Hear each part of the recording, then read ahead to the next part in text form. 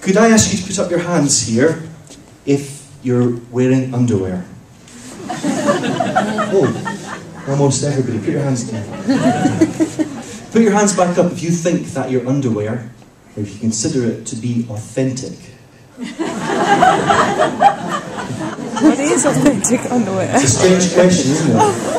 Definitely. Do you remember that? It was a term, maybe more common maybe 10 years ago, especially for jeans and underwear. Authentic boxer shorts. What does authentic actually mean when you're talking about underwear? I've got no idea. It's a marketing term. It means good. It's as simple as that. I want to put a parallel between the question, is it authentic, and is it art? There's a very strong parallel between them. We've already seen this today. We've seen this question, is it art, debated by two people. We had Charles, the stuckist, who claims that for him, if it's labelled art, it's necessarily high. It requires creativity, mastery and skill, aesthetics.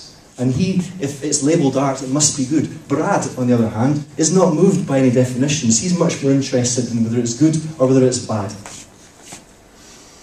In fact, the problem is the difference they share. They don't share the same tastes. That's much more the essence of what's going on here.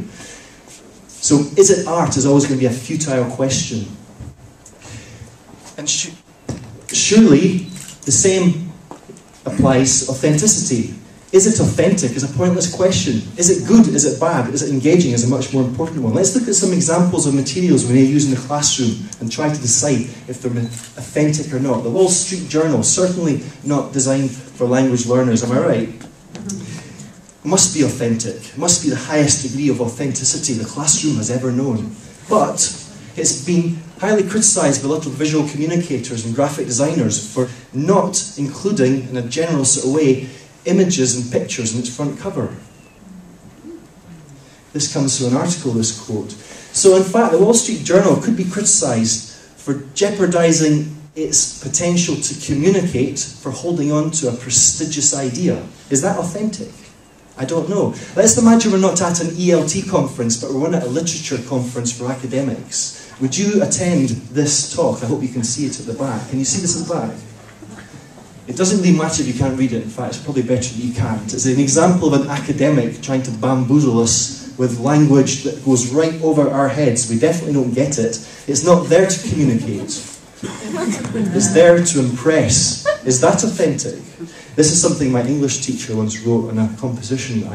She just wrote I'll never forget that. It's quite harsh. So is that authentic? I don't know. Is it important? No. Is it good? No. Is it bad? Yes. How about children's literature? Has anyone read this book?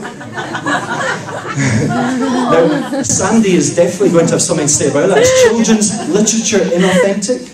It's written with a very specific target group in mind, language learners. Would we even be so absurd to entertain the fact that children's literature may be inauthentic?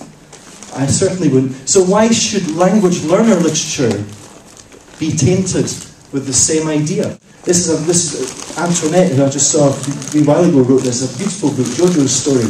It's an original piece of fiction for language learners. It's beautiful. Antoinette has taken a task of communicating. That's the point. I would say that's very authentic.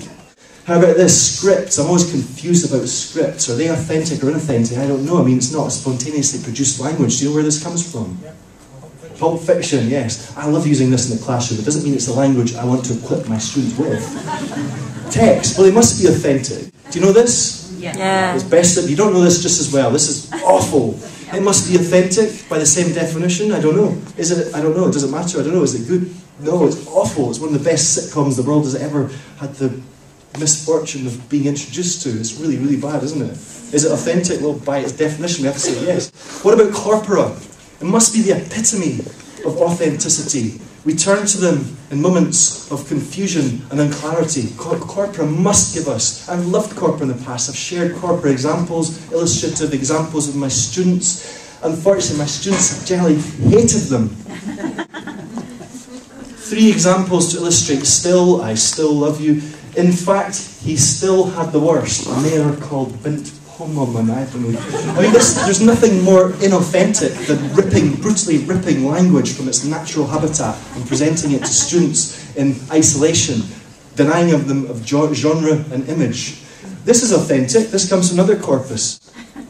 I know what you did last summer. I still know what you did last summer. The corpus in question is Amazon, a fantastic resource for titles that you can find illustrative examples like still to give to your students. It's fantastic. And we're dealing with text, but surely images can also be either authentic or inauthentic. You'd have to concede that this is an inauthentic image. The panda did not photograph this little boy. The image was set up.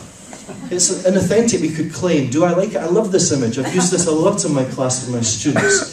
On the other hand, whenever I go to Madrid, I'm met by this image at the airport. Is it inauthentic? Is it authentic? I have no idea, but I hate it. I don't know why I hate it so much. This guy, look at him. He's young, he's successful, he's rich, he's made it. Yet he's still got that childlike quality. He's not scared to play with a panda. But what is he playing? He's playing slappers. I mean, he's probably going to hit that panda, and the panda's just going to... I don't know, it's dirty, I hate it.